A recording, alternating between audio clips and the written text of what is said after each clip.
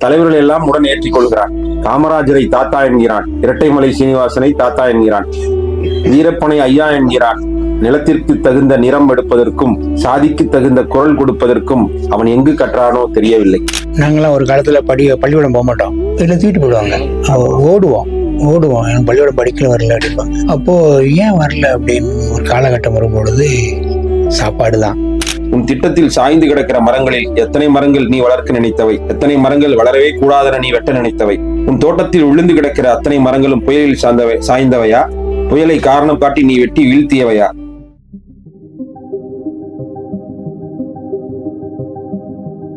இத நீங்க தலைப்ப நான் சொல்லல, கடைசியா சொல்றேன்.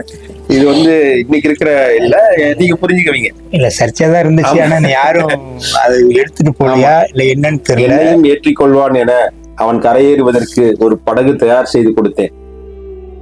அந்த படகு செல்லும் திசைகளில் இருக்கும் தலைவர்களை எல்லாம் இப்பதான் நடந்துட்டு இருக்கு. தலைவர்கள் எல்லாம் உடன் ஏற்றிக் கொள்கிறான். காமராஜரை தாத்தா என்கிறான், இரட்டைமலை சீனிவாசனை தாத்தா என்கிறான், வீரப்பனை ஐயா என்கிறான். நிலத்திற்கு தகுந்த நிறம் எடுப்பதற்கும் சாதிக்கு தகுந்த குரல் கொடுப்பதற்கும் அவன் எங்கு கற்றானோ தெரியவில்லை. இந்த நிலத்திற்காக ஒரு விதையை கூட தராதவன். நான் ஒரு விவசாயி என்கிறான். நம்பி வந்த பெண்ணை குருடாக்கிவிட்டு பெண்கள் வீட்டின் கண்கள் என்கிறான். அவன் மந்திர சொற்களில் மயங்கி தம்பிகளும் படகில் ஏறிக்கொள்கிறார்கள். அந்த படகை இப்போது பார்க்கிறேன். இடத்திற்கு தக்கவாறு மாறும் பச்சோந்தி நிறத்தில் இருக்கிறது. தான் கரையேறுவதற்காக எல்லோரையும் ஏற்றிக்கொள்கிறான். அவனுக்காகவே வாழ்ந்த நான் நீங்களாக. கரையேறுவான் என்றார் நினைக்கிறீர்கள்? கரையை நெருங்குவான், ஒரு நாளும் ஏற முடியாது. பெண் பாவம் பொல்லாதன அவனுக்கு யாராவது சொல்லுங்கள். கடலில் தத்தளிக்கும் என் பெயரை கேட்டீர்கள், சொல்ல மறந்து விட்டேன். என் பெயர் விஜயலட்சுமி. கடுமையான விமர்சனம், சமகால கவிதை. ஆமா, கவிதை. ஒரு கவிதை. ரொம்ப வெயில் ஆட்சி செய்தால் வறட்சிக்கு பஞ்சம் இருக்காது, மழை ஆட்சி செய்தால் நீர்நிலைகளுக்கு பஞ்சம் இருக்காது, புயல் ஆட்சி செய்தால் சேதங்களுக்கு பஞ்சம் இருக்காது, பேய்கள் ஆட்சி செய்தால் பிணங்களுக்கு பஞ்சம் இருக்காது.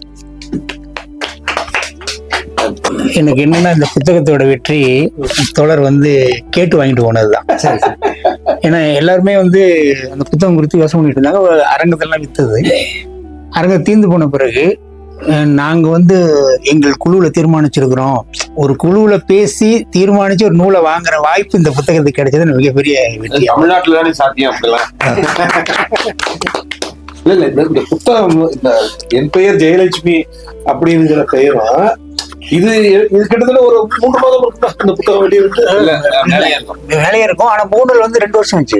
முகநூல் முகநூல் வந்த கவிதை நிறைய சர்ச்சை வெளிவந்து இப்ப அவங்க சொல்றாங்க, என் பாவம் உன்னை விடாது, நான் ஒருவரும் சமரசமாக மாட்டேன். இப்ப ஒரு செய்தி போட்டிருந்தாங்க. முகநூல்ல பிரச்சனையான கவிதை தான். எனக்கு கேள்வின்ற மாதிரி இல்ல, உங்களுடைய கவிதையில செம்மலர்ல ஒரு கவிதை படிச்சேன், புத்தகம் பற்றி ஒரு கவிதை. அதுல சொல்லியிருப்பீங்க புத்தகம். ஆமா, அது புத்தகத்துல வரும், புத்தகமும் ஒரு கைத்தடிதான், தூங்குபவனை தட்டி எழுப்பும், விழுந்தவனை தூக்கி நிறுத்தும் அப்படின்ற ஒரு அந்த இது வரும். அதுலயே 3வது 4வது அடியில என்ன சொல்லியிருப்பீங்கன்னு சொன்னா, சில புத்தகங்கள் புரட்டி போடும், ஆமா, சில புத்தகங்கள் முகம் சுளிக்க வைக்கும், இப்படியெல்லாம் சொல்லிட்டே அது ஃபர்ஸ்டே என்ன சொல்லியிருப்பீங்கன்னு சொன்னா, சில புத்தகங்கள் தான் உங்க ஆளுமையை நிரூபிக்கும்னு சொல்லியிருப்பீங்க. அச்சு பிழையான புத்தகங்களை பார்க்கலாம் ஆண்டுதோறும் கூவாகங்களில். ஆமா ஆமா. அதுல எனக்கு என்னன்னா, உங்களை அசைத்து பார்த்த புத்தகங்கள் எது அப்படிங்கிறது ஃபர்ஸ்ட் என்னுடைய முதல் கேள்வி. முதல்ல உங்களை அசைத்து பார்த்த புத்தகம் என்ன அப்படிங்கிற. ஏன் நான் புத்தகத்துக்குள்ளேயே இந்த விஷயத்த நான் கேட்கணும்னு விருப்பப்பட்டேன்னா, உங்களுடைய கவிதைகள் நான் அதிகம் படிச்சது இல்லை. ஆனா நீங்க தொடக்கத்துல சொன்ன மாதிரி ஆல் இண்டியா ரேடியோவில் ஆங்கரை பைரவி அப்படின்றத நிறைய, குறிப்பா ராஜா தோழர் கடையில தான் நான் முதல்ல வேலை பார்த்தோம். அப்ப நீங்க சொன்ன மாதிரி ரேடியோ ஓடிக்கிட்டே இருக்கும். அதெல்லாம் ஆங்கரை பைரவின்னு அந்த பேரை கேட்போம், அவ்வளவுதான். மற்றபடி இந்த நேர்முகம்லாம் இப்பதான் நாங்க அதை பாக்குறோம். ஆமா, அதுக்கு முன்னாடியே நான் கொஞ்சம் கவிதை எழுதுவேன். அதனால என்னுடைய தரவுகளுக்காக நிறைய கவிஞர்களுடைய கவிதையை படிச்சு பார்ப்பேன். அப்போ உங்க விஷயங்கள்லாம் இந்த புத்தகம் பற்றிய கவிதையெல்லாம் அதுலதான் நான் படிச்சேன்.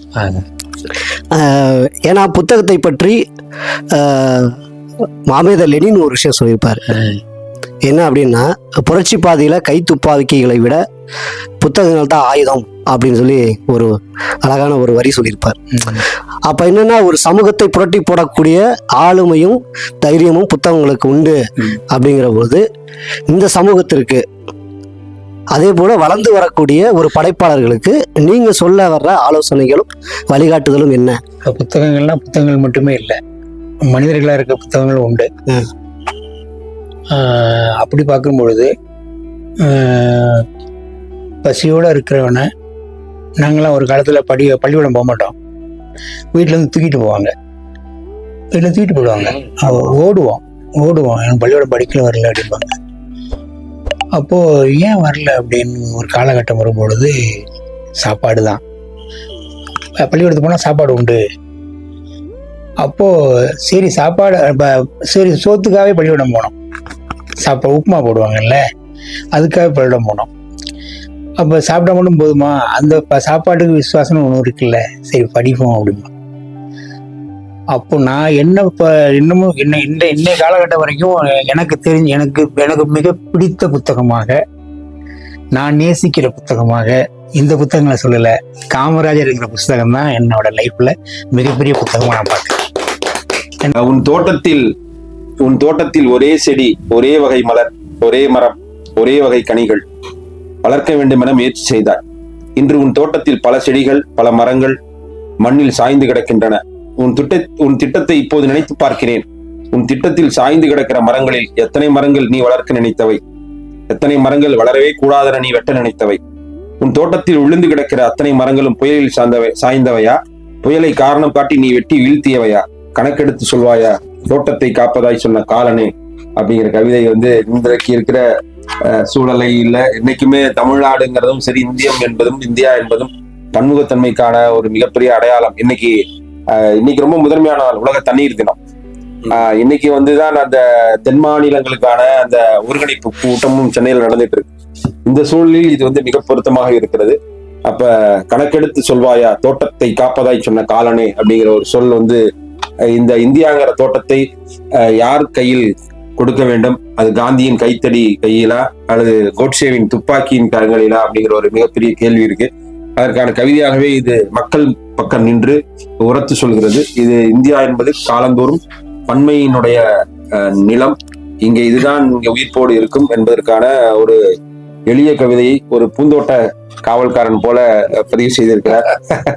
எனவே இந்த நல்ல ஒரு பலத்த கரவொலி கொடுத்தான் நமக்கிடையே இப்படி ஒரு மிகப்பெரிய கொண்டாட்டத்துக்கான கலைஞர். நீங்க எந்த தட்டுல வச்சாலும் நீங்க பல்கலைக்கழகத்துக்குள்ளே இது பேச முடியும். ஆமா, பல்கலைக்கழகத்துல ஆய்வு செய்யக்கூடிய தரமும் இருக்கிறது.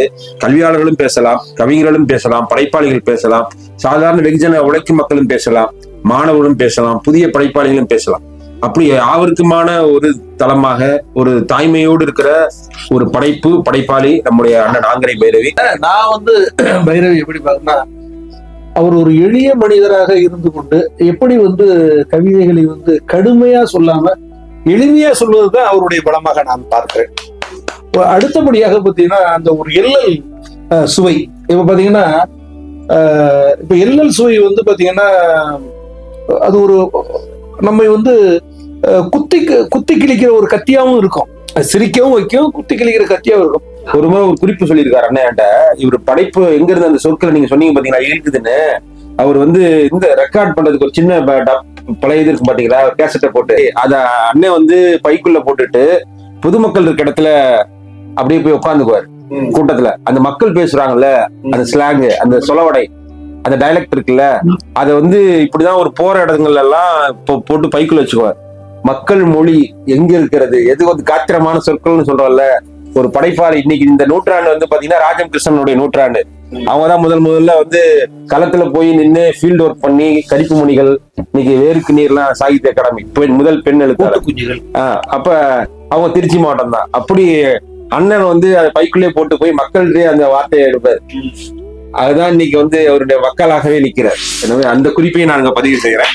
எனவே இப்படி ஒரு ஆகச்சிறந்த படைப்பாளி தொடர்ந்து அடுத்தடுத்த படைப்புகளால் திருச்சி கொண்டாட வேண்டும். திருச்சி இவரால் உலகம் முழுக்க கொண்டாடப்பட வேண்டும் என்று பெருமையோடு வாழ்த்துகிறோம்.